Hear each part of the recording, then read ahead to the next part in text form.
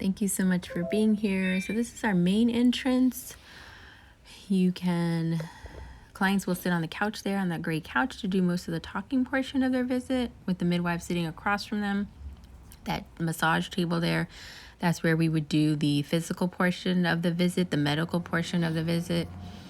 Right here, we also have a restroom where you can handle your business, pee on the stick, do what you got to do.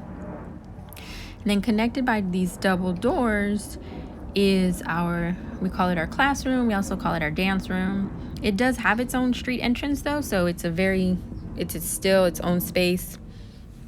This is where we would have the group model occur. This is where our doula training happens. This is where our in-person childbirth education class would be happening.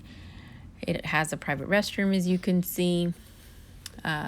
Those bags that were in the corner of the restroom, those are the home birth tubs that we take to home births.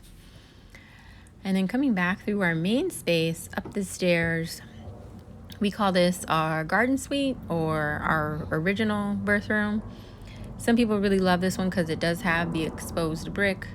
It's really lovely. It's cozy for sure. The blue fabric is if someone wanted to tug and pull on it while they were having their surges or contractions. This restroom here is available for the birthing person. You could also sit on that stool and run the shower. There's also that removable shower head there.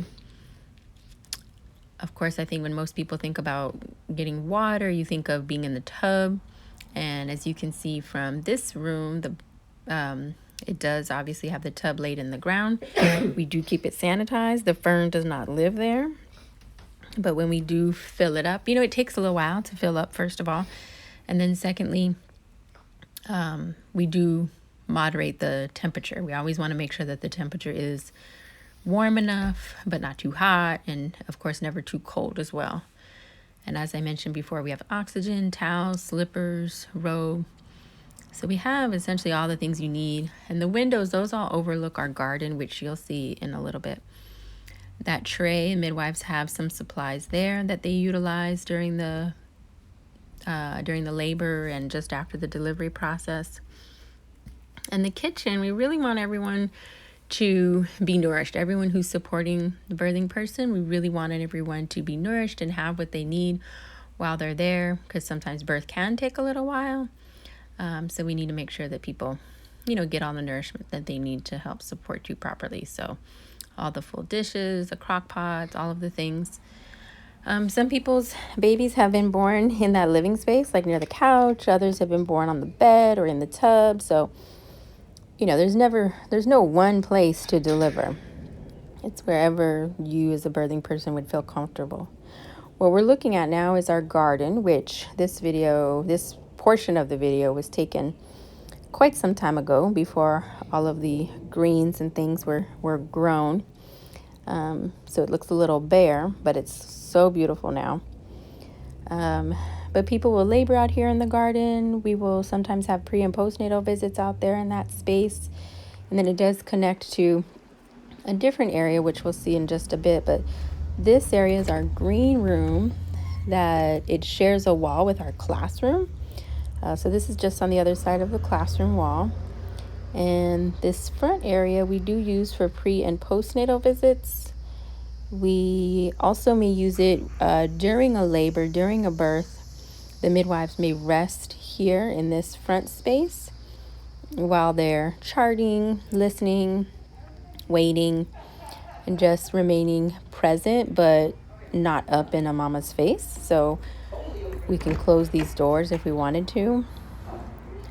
And potentially, maybe the birthing person is laboring here in this room, where we have the speaker down, we've got the diffuser there, the tub right across from the bed. The midwives have some supplies here.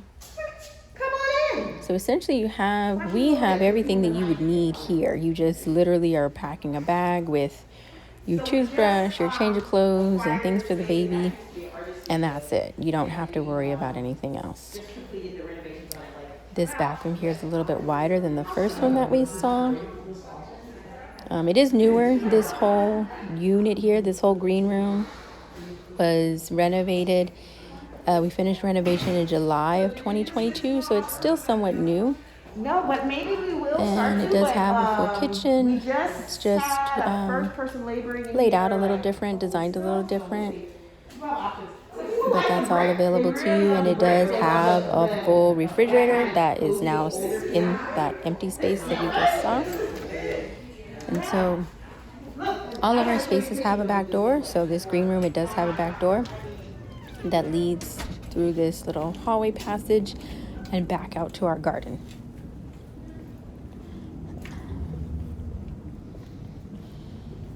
So again, in the garden, you'll see the mural.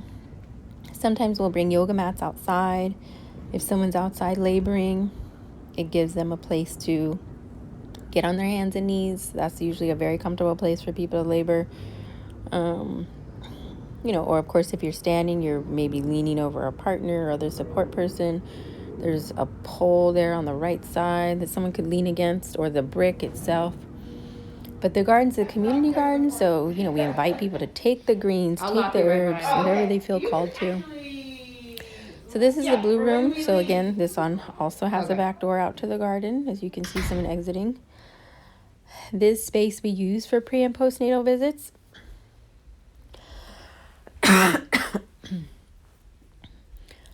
It could potentially be used for a birthing space as well, if we needed to.